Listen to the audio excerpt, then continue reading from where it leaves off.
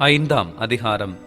ஆதலால் நீங்கள் பிரியமான பிள்ளைகளைப் போல தேவனை பின்பற்றுகிறவர்களாகி, கிறிஸ்து நமக்காக தம்மை தேவனுக்கு சுகந்த வாசனையான காணிக்கையாகவும் பலியாகவும் ஒப்புக்கொடுத்து நம்மில் அன்பு கூர்ந்தது போல நீங்களும் அன்பிலே நடந்து கொள்ளுங்கள். மேலும் பரிசுத்தவான்களுக்கு ஏற்றபடி வேசித்தனமும் மற்றெந்த அசுத்தமும் பொருளாசையும் ஆகிய இவைகளின் பேர் முதலாய் உங்களுக்குள்ளே சொல்லப்படவும் கூடாது. அப்படியே வம்பும் புத்தியீனமான பேச்சும் பரியாசமும் தகாதவைகள். ஸ்தோத்திரஞ் செய்தலே தகும். விபச்சாரக்காரனாவது அசுத்தனாவது விக்கிரகாராதனைக்காரனாகிய பொருளாசைக்காரனாவது தேவனுடைய ராஜ்யமாகிய கிறிஸ்துவின் ராஜ்யத்திலே சுதந்திரம் அடைவதில்லை என்று அறிந்திருக்கிறீர்களே. இப்படிப்பட்டவைகளின் நிமித்தமாக கீழ்ப்படியாமையின் பிள்ளைகள் மேல் தேவ கோபாக்கினை வருவதால் ஒருவனும் உங்களை வீண் வார்த்தைகளினாலே மோசம் போக்காத படிக்க எச்சரிக்கையாயிருங்கள். அவர்களுக்கு பங்காளிகளாகாதிருங்கள். முற்காலத்தில் நீங்கள் அந்தகாரமாயிருந்தீர்கள், இப்பொழுதோ கர்த்தருக்குள் வெளிச்சமாயிருக்கிறீர்கள். வெளிச்சத்தின் பிள்ளைகளாய் நடந்து கொள்ளுங்கள். ஆவியின் கனி சகல நற்குணத்திலும் நீதியிலும் உண்மையிலும் விளங்கும். கர்த்தருக்கு பிரியமானது இன்னதென்று நீங்கள் சோதித்து பாருங்கள். கனியற்ற அந்தகார கிரியைகளுக்கு உடன்படாமல் அவைகளை கடிந்து கொள்ளுங்கள். அவர்களால் ஒளிப்பிடத்தில் செய்யப்படும் கிரியைகளை சொல்லுகிறதும் அவலட்சணமாயிருக்கிறதே. அவைகளெல்லாம் கடிந்து கொள்ளப்பட்டு வெளிச்சத்தினால் வெளியரங்கமாகும். வெளியரங்கமாக்குகிறதெல்லாம் வெளிச்சமாயிருக்கிறது. ஆதலால் தூங்குகிற நீ விழித்து மரித்தோரை விட்டு எழுந்திரு. அப்பொழுது கிறிஸ்து உன்னை பிரகாசிப்பார் என்று சொல்லியிருக்கிறார். ஆனபடியினாலே நீங்கள் ஞானமற்றவர்களைப் போல நடவாமல் ஞானமுள்ளவர்களைப் போல கவனமாய் நடந்து கொள்ள பார்த்து, நாட்கள் பொல்லாதவைகளானதால் காலத்தை பிரயோஜனப்படுத்திக் கொள்ளுங்கள். ஆகையால் நீங்கள் மதியற்றவர்களாயிராமல் கர்த்தருடைய சித்தம் இன்னதென்று உணர்ந்து கொள்ளுங்கள். துன்மார்க்கத்திற்கு ஏதுவான மதுபான வெறி கொள்ளாமல் ஆவியினால் நிறைந்து சங்கீதங்களினாலும் கீர்த்தனைகளினாலும் ஞான பாட்டுகளினாலும் ஒருவருக்கொருவர் புத்தி சொல்லிக் கொண்டு உங்கள் இருதயத்தில் கர்த்தரை பாடி கீர்த்தனம் பண்ணி, நம்முடைய கர்த்தராகிய இயேசு கிறிஸ்துவின் நாமத்தினாலே எப்பொழுதும் எல்லாவற்றிற்காகவும் பிதாவாகிய தேவனை ஸ்தோத்திரித்து தெய்வ பயத்தோடே ஒருவருக்கொருவர் கீழ்ப்படிந்திருங்கள். 22. மனைவிகளே, கர்த்தருக்கு கீழ்ப்படுகிறது போல உங்கள் சொந்த புருஷருக்கும் கீழ்ப்படியுங்கள். கிறிஸ்து சபைக்கு தலையாயிருக்கிறது போல புருஷனும் மனைவிக்கு தலையாயிருக்கிறான். அவரே சரீரத்திற்கும் இரட்சகராயிருக்கிறார். ஆகையால் சபையானது கிறிஸ்துவுக்கு கீழ்ப்படுகிறது போல மனைவிகளும் தங்கள் சொந்த புருஷர்களுக்கு எந்த காரியத்திலேயும் கீழ்ப்படிந்திருக்க வேண்டும். புருஷர்களே, உங்கள் மனைவிகளில் அன்பு கூறுங்கள். அப்படியே கிறிஸ்துவும் சபையில் அன்பு கூர்ந்து தாம் அதை திருவசனத்தை கொண்டு தண்ணீர் முழுக்கினால் சுத்திகரித்து பரிசுத்தமாக்குகிறதற்கும் கரை திரை முதலானவைகள் ஒன்றும் இல்லாமல் பரிசுத்தமும் பிழையற்றதுமான மகிமையுள்ள சபையாக அதை தமக்கு முன் நிறுத்திக் கொள்வதற்கும் தம்மைத்தாமே அதற்காக ஒப்புக் கொடுத்தார். அப்படியே புருஷர்களும் தங்கள் மனைவிகளை தங்கள் சொந்த சரீரங்களாக பாவித்து அவர்களில் அன்பு கூற வேண்டும். தன் மனைவியில் அன்பு கூறுகிறவன் தன்னில்தான் அன்பு கூறுகிறான். தன் சொந்த மாம்சத்தை பகைத்தவன் ஒருவனுமில்லையே. கர்த்தர் சபையை போஷித்து காப்பாற்றுகிறது போல ஒவ்வொருவனும் தன் மாம்சத்தை போஷித்து காப்பாற்றுகிறான். நாம் அவருடைய சரீரத்தின் அவயவங்களாயும் அவருடைய மாம்சத்திற்கும் அவருடைய எலும்புகளுக்கும் உரியவர்களாயும் இருக்கிறோம். இது நிமித்தம் மனுஷன் தன் தகப்பனையும் தன் தாயையும் விட்டு தன் மனைவியுடன் இசைந்து இருவரும் ஒரே மாம்சமாயிருப்பார்கள். இந்த இரகசியம் பெரியது. நான் கிறிஸ்துவை பற்றியும் சபையை பற்றியும் சொல்லுகிறேன். எப்படியும் உங்களிலும் அவனவன் தன்னிடத்தில் அன்பு கூறுவது போல தன் மனைவியிடத்திலும் அன்பு கூறக் கடவன். மனைவியும் புருஷனிடத்தில் பயபக்தியாயிருக்க கடவள். ஆறாம் அதிகாரம். பிள்ளைகளே, உங்கள் பெற்றாருக்கு கர்த்தருக்குள் கீழ்ப்படியுங்கள், இது நியாயம். உனக்கு நன்மை உண்டாயிருப்பதற்கும் பூமியிலே உன் வாழ்நாள் நீடித்திருப்பதற்கும் உன் தகப்பனையும் உன் தாயையும் கனம் பண்ணுவாயாக என்பதே வாக்குத்தத்தமுள்ள முதலாம் கற்பனையாயிருக்கிறது. பிதாக்களே, நீங்களும் உங்கள் பிள்ளைகளை கோபப்படுத்தாமல் கர்த்தருக்கேற்ற சிட்சையிலும் போதனையிலும் அவர்களை வளர்ப்பீர்களாக. வேலைக்காரரே, நீங்கள் கிறிஸ்துவுக்கு கீழ்ப்படுகிறது போல சரீரத்தின்படி உங்கள் எஜமான்களாயிருக்கிறவர்களுக்கும் பயத்தோடும் நடுக்கத்தோடும் கபடற்ற மனதோடும் கீழ்ப்படிந்து மனுஷருக்கு பிரியமாயிருக்க விரும்புகிறவர்களாக பார்வைக்கு ஊழியஞ் செய்யாமல் கிறிஸ்துவின் ஊழியக்காரராக மனப்பூர்வமாய் தேவனுடைய சித்தத்தின்படி செய்யுங்கள். அடிமையானவனானாலும் சுயாதீனமுள்ளவனானாலும் அவனவன் செய்கிற நன்மையின்படியே கர்த்தரிடத்தில் பலனை அடைவான் என்று அறிந்து மனுஷருக்கென்று ஊழியஞ் செய்யாமல் கர்த்தருக்கென்றே நல்மனதோடே ஊழியஞ் செய்யுங்கள்.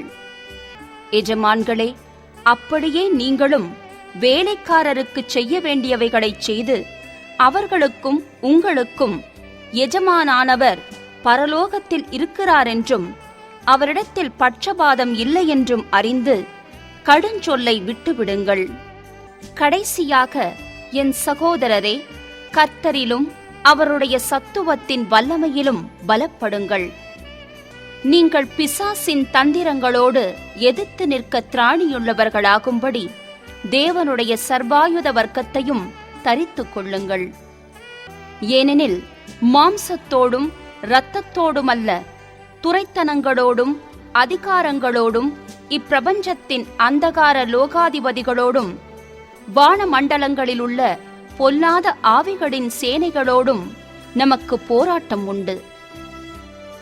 ஆகையால் தீங்கு நாளிலே அவைகளை நீங்கள் எதிர்க்கவும் சகலத்தையும் செய்து முடித்தவர்களாய் நிற்கவும் திராணியுள்ளவர்களாகும்படிக்கு தேவனுடைய சர்வாயுத வர்க்கத்தையும் எடுத்துக் கொள்ளுங்கள். சத்தியம் என்னும் கச்சையை உங்கள் அறையில் கட்டினவர்களாயும் நீதி என்னும் மார்க்கவசத்தை தரித்தவர்களாயும் சமாதானத்தின் சுவிசேஷத்திற்குரிய ஆயத்தம் என்னும் பாதரட்சையை கால்களிலே தொடுத்தவர்களாயும் பொல்லாங்கன் எய்யும் அக்கினியாஸ்திரங்களையெல்லாம் அவித்து போடத்தக்கதாய் எல்லாவற்றிற்கும் மேலாக விசுவாசம் என்னும் கேடகத்தை பிடித்துக் கொண்டவர்களாயும் நில்லுங்கள். இரட்சண்யம் எனும் தலைச்சீராவையும் தேவ வசனமாகிய ஆவியின் பட்டயத்தையும் எடுத்துக் கொள்ளுங்கள். எந்த சமயத்திலும் சகலவிதமான வேண்டுதலோடும் விண்ணப்பத்தோடும் ஆவியினாலே ஜெபம் பண்ணி அதன் பொருட்டு மிகுந்த மன உறுதியோடும் சகல பரிசுத்தவான்களுக்காகவும் பண்ணும் வேண்டுதலோடும் விழித்துக் கொண்டிருங்கள். சுவிசேஷத்திற்காக சங்கிலியால் கட்டப்பட்டிருக்கிற ஸ்தானாபதியாகிய நான் அதை பற்றி பேச வேண்டியபடி தைரியமாய் பேசத்தக்கதாக நான் தைரியமாய் என் வாயை திறந்து சுவிசேஷத்தின் இரகசியத்தை அறிவிக்கிறதற்கு வாக்கு எனக்கு கொடுக்கப்படும்படி எனக்காகவும் விண்ணப்பம் பண்ணுங்கள். அன்றியும் எனக்கடுத்த காரியங்களும் என் சுக செய்திகளும் உங்களுக்கு தெரிய வரும்படிக்கு அவைகளையெல்லாம் நமக்கு பிரியமான சகோதரனும் கர்த்தருக்குள் உண்மையுள்ள ஊழியக்காரனுமாயிருக்கிற தீகிக்கு உங்களுக்கு அறிவிப்பான். நீங்கள் எங்கள் செய்திகளை அறியவும் அவன் உங்கள் இருதயங்களுக்கு ஆறுதல் செய்யவும் அவனை உங்களிடத்தில் அனுப்பினேன். பிதாவாகிய தேவனாலும் கர்த்தராகிய இயேசு கிறிஸ்துவினாலும் சகோதரருக்கு சமாதானமும் விசுவாசத்தோடு கூடிய அன்பும் உண்டாவதாக. நம்முடைய கர்த்தராகிய இயேசு கிறிஸ்துவினிடத்தில் அழியாத அன்புடனே அன்பு கூறுகிற யாவரோடும் கிருபை உண்டாயிருப்பதாக. ஆமென். அப்போஸ்தலனாகிய பவுல் பிலிப்பியருக்கு எழுதின நிருபம் 1ஆம் அதிகாரம். இயேசு கிறிஸ்துவின் ஊழியக்காரராகிய பவுலும் தீமோத்தேயும் பிலிப்பி பட்டணத்தில் கிறிஸ்து இயேசுவுக்குள்ளான பரிசுத்தவான்கள் அனைவருக்கும் கண்காணிகளுக்கும் உதவிக்காரருக்கும் எழுதுகிறதாவது: நம்முடைய பிதாவாகிய தேவனாலும் கர்த்தராகிய இயேசு கிறிஸ்துவினாலும் உங்களுக்கு கிருபையும் சமாதானமும் உண்டாவதாக. சுவிசேஷம் உங்களுக்கு அறிவிக்கப்பட்ட நாள் முதல் இதுவரைக்கும் நீங்கள் அதற்கு உடன்பட்டவர்களானபடியால் நான் பண்ணுகிற ஒவ்வொரு விண்ணப்பத்திலும் உங்கள் அனைவருக்காகவும் எப்போதும் சந்தோஷத்தோடே விண்ணப்பம் பண்ணி, உங்களில் நற்கிரியையை தொடங்கினவர் அதை இயேசு கிறிஸ்துவின் நாள் பரியந்தம் முடிய நடத்தி வருவாரென்று நம்பி, நான் உங்களை நினைக்கிற பொழுதெல்லாம் என் தேவனை ஸ்தோத்திரிக்கிறேன். என் கட்டுகளிலும் நான் சுவிசேஷத்திற்காக உத்தரவு சொல்லி அதை திடப்படுத்தி வருகிறதிலும் நீங்கள் அனைவரும் எனக்கு அளிக்கப்பட்ட கிருபையில் பங்குள்ளவர்களானதால் உங்களை என் இருதயத்தில் தரித்துக் கொண்டிருக்கிறபடியினாலே உங்கள் எல்லாரையும் குறித்து நான் இப்படி நினைக்கிறது எனக்கு தகுதியாய் இருக்கிறது. இயேசு கிறிஸ்துவின் உருக்கமான அன்பிலே உங்கள் எல்லார் மேலும் எவ்வளவோ வாஞ்சையாயிருக்கிறேன் என்பதற்கு தேவனே எனக்கு சாட்சி. மேலும் உத்தமமானவைகளை நீங்கள் ஒப்புக்கொள்ளத்தக்கதாக உங்கள் அன்பானது அறிவிலும் எல்லா உணர்விலும் இன்னும் அதிகமாய் பெருகவும் தேவனுக்கு மகிமையும் துதியும் உண்டாகும்படி இயேசு கிறிஸ்துவினால் வருகிற நீதியின் கனிகளால் நிறைந்தவர்களாகி, நீங்கள் கிறிஸ்துவின் நாளுக்கென்று துப்புரவானவர்களும் இடரலற்றவர்களுமாயிருக்கவும் வேண்டுதல் செய்கிறேன். சகோதரரே, எனக்கு சம்பவித்தவைகள் சுவிசேஷம் பிரபலமாகும் படிக்கு ஏதுவாயிற்றென்று நீங்கள் அறிய மனதாயிருக்கிறேன். அரமனை எங்கும் உள்ளவர்களுக்கும் மற்ற யாவருக்கும் என் கட்டுகள் கிறிஸ்துவுக்குள்ளான கட்டுகள் என்று வெளியரங்கமாகி, சகோதரரில் அநேகர் என் கட்டுகளாலே கர்த்தருக்குள் திடன் கொண்டு பயமில்லாமல் திருவசனத்தை சொல்லும்படி அதிகமாய் துணிந்திருக்கிறார்கள்.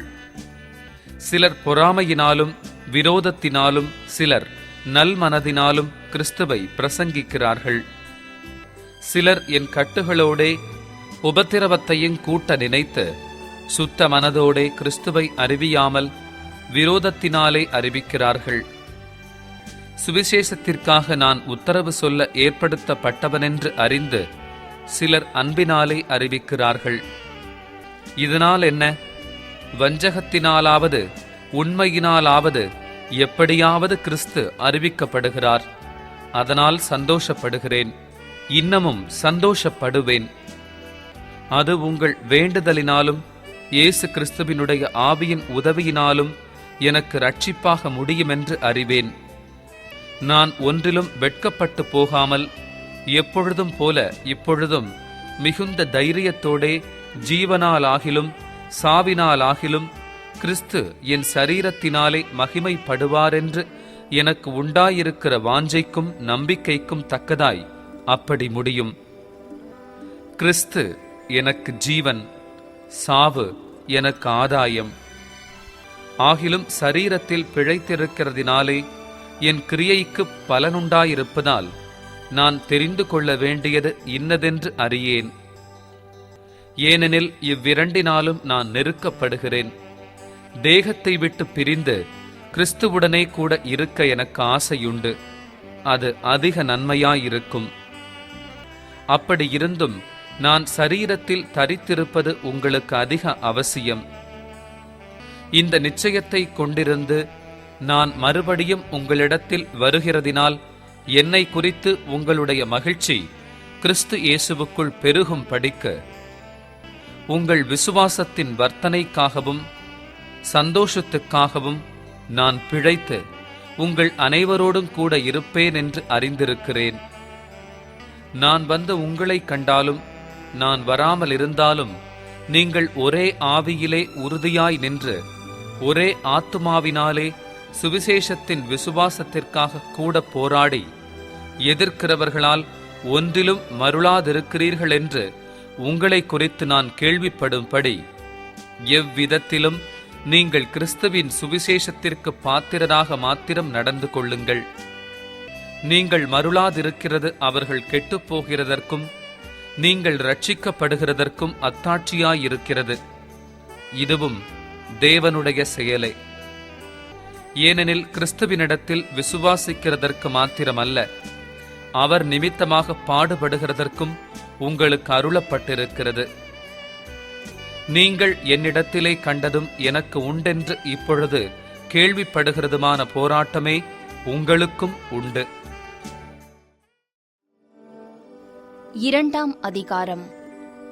ஆதலால் கிறிஸ்துவுக்குள் யாதொரு ஆறுதலும், அன்பினாலே யாதொரு தேறுதலும், ஆவியின் யாதொரு ஐக்கியமும், யாதொரு உருக்கமான பட்சமும் இரக்கங்களும் உண்டானால், நீங்கள் ஏக சிந்தையும் ஏக அன்பும் உள்ளவர்களாயிருந்து இசைந்த ஆத்துமாக்களாய் ஒன்றையே சிந்தித்து என் சந்தோஷத்தை நிறைவாக்குங்கள். ஒன்றையும் வாதினாலாவது வீண் பெருமையினாலாவது செய்யாமல் மனத்தாழ்மையினாலே ஒருவரையொருவர் தங்களிலும் மேன்மையானவர்களாக எண்ணக்கடவீர்கள். அவனவன் தனக்கானவைகளையல்ல பிறருக்கானவைகளையும் நோக்குவானாக. கிறிஸ்து இயேசுவிலிருந்த சிந்தையே உங்களிலும் இருக்கக் கடவது. அவர் தேவனுடைய ரூபமாயிருந்தும் தேவனுக்குச் சமமாயிருப்பதை கொள்ளையாடின பொருளாக எண்ணாமல் தம்மைத்தாமே வெறுமையாக்கி அடிமையின் ரூபமெடுத்து மனுஷர் சாயலானார். அவர் மனுஷரூபமாய் காணப்பட்டு மரண பரியந்தம், அதாவது சிலுவையின் மரண பரியந்தமும் கீழ்ப்படிந்தவராகி தம்மைத்தாமே தாழ்த்தினார்.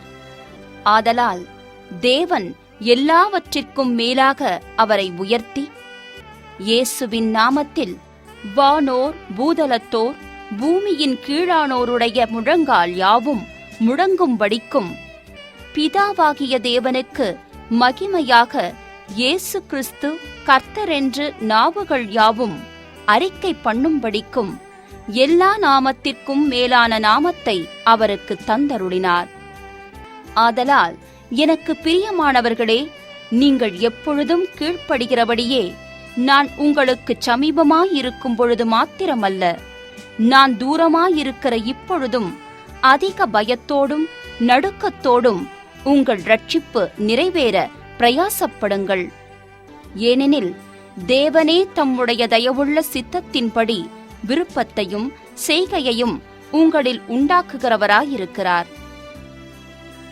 நான் வீணாக ஓடினதும் வீணாக பிரயாசப்பட்டதுமில்லை என்கிற மகிழ்ச்சி கிறிஸ்துவின் நாளில் எனக்கு உண்டாயிருப்பதற்கு ஜீவ வசனத்தை பிடித்துக் கொண்டு உலகத்திலே சுடர்களைப் போல பிரகாசிக்கிற நீங்கள் கோணலும் மாறுபாடுமான சந்ததியின் நடுவிலே குற்றமற்றவர்களும் கபடற்றவர்களும் தேவனுடைய மாசற்ற பிள்ளைகளுமாயிருக்கும்படிக்கு எல்லாவற்றையும் முறுமுறுப்பில்லாமலும் தர்க்கிப்பில்லாமலும் செய்யுங்கள். மேலும் உங்கள் விசுவாசமாகிய பலியின் மேலும் ஊழியத்தின் மேலும் நான் வார்க்கப்பட்டு போனாலும் நான் மகிழ்ந்து உங்கள் அனைவரோடும் கூட சந்தோஷப்படுவேன். இது நிமித்தம் நீங்களும் மகிழ்ந்து என்னோடே கூட சந்தோஷப்படுங்கள். அன்றியும் நானும் உங்கள் செய்திகளை அறிந்து மனத்தேறுதல் அடையும்படிக்கு சீக்கிரமாய் தீமோத்தேயுவை உங்களிடத்தில் அனுப்பலாம் என்று கர்த்தராகிய இயேசுவுக்குள் நம்பியிருக்கிறேன். அதேனென்றால் உங்கள் காரியங்களை உண்மையாய் விசாரிக்கிறதற்கு என்னைப் போல மனதுள்ளவன் அவனையன்றி வேறொருவனும் என்னிடத்தில் இல்லை. மற்றவர்கள் எல்லாரும் கிறிஸ்து இயேசுவுக்குரியவைகளை தேடாமல் தங்களுக்குரியவைகளையே தேடுகிறார்கள். தகப்பனுக்கு பிள்ளை ஊழியம் செய்வது போல அவன் என்னுடனே கூட சுவிசேஷத்தின் நிமித்தம் ஊழியம் செய்தான் என்று அவனுடைய உத்தம குணத்தை அறிந்திருக்கிறீர்கள். ஆகையால் என் காரியங்கள் இன்னபடி நடக்கும் என்று நான் அறிந்தவுடனே அவனை அனுப்பலாம் என்று நினைத்திருக்கிறேன். அன்றியும் நானே சீக்கிரத்தில் வருவேன் என்று கர்த்தருக்குள் நம்பிக்கையாயிருக்கிறேன். மேலும் என் சகோதரனும் உடன் வேலையாளும் உடன் சேவகனும் உங்கள் ஸ்தானாபதியும் என் குறைச்சலுக்கு உதவி செய்தவனுமான எப்பாப்பிரோதித்துவை உங்களிடத்தில் அனுப்ப வேண்டுமென்று எண்ணினேன்.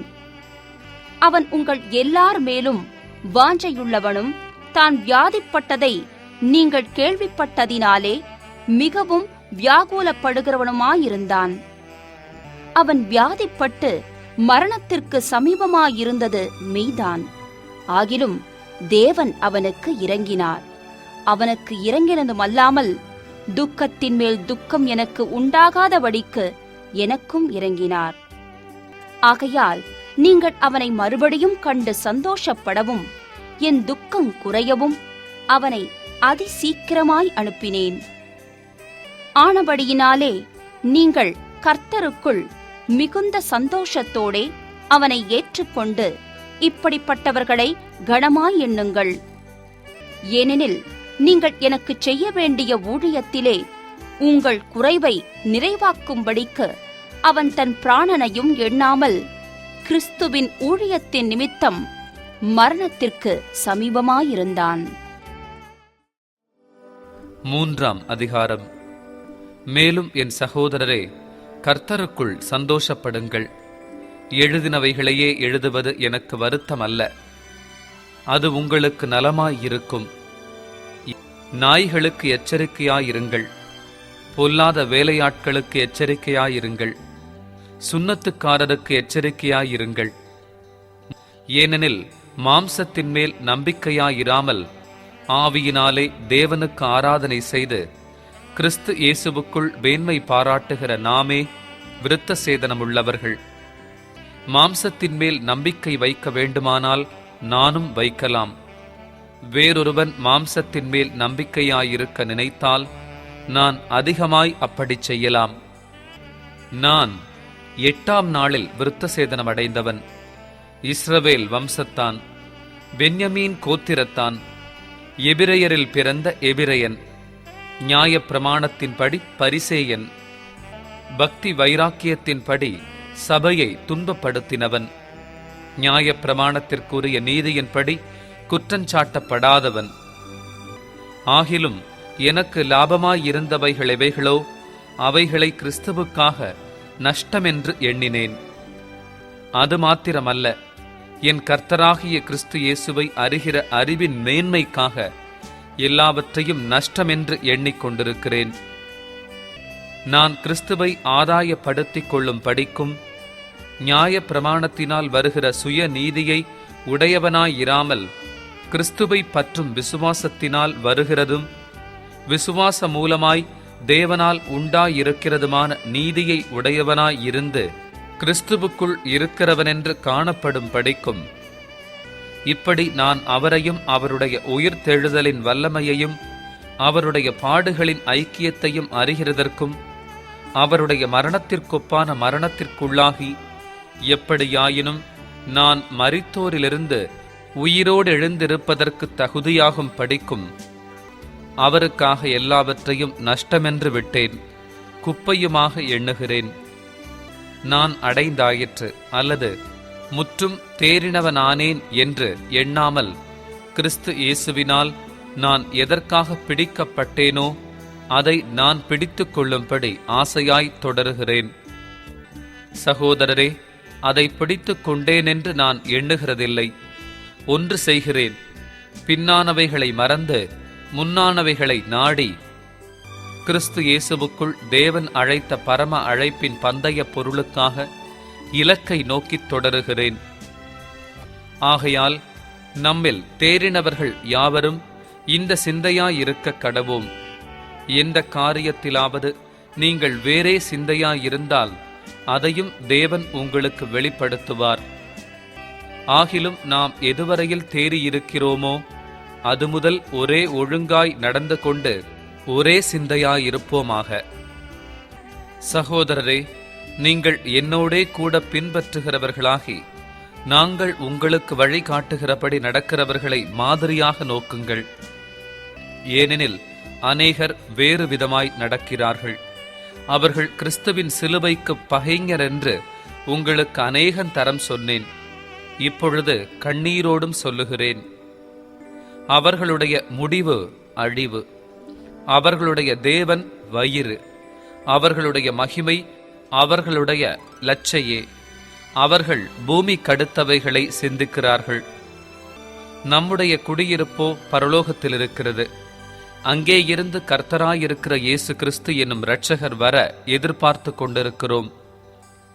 அவர் எல்லாவற்றையும் தமக்கு கீழ்ப்படுத்திக் கொள்ளத்தக்க தம்முடைய வல்லமையான செயலின்படியே நம்முடைய அற்பமான சரீரத்தை தம்முடைய மகிமையான சரீரத்திற்கு ஒப்பாக மறுரூபப்படுத்துவார்.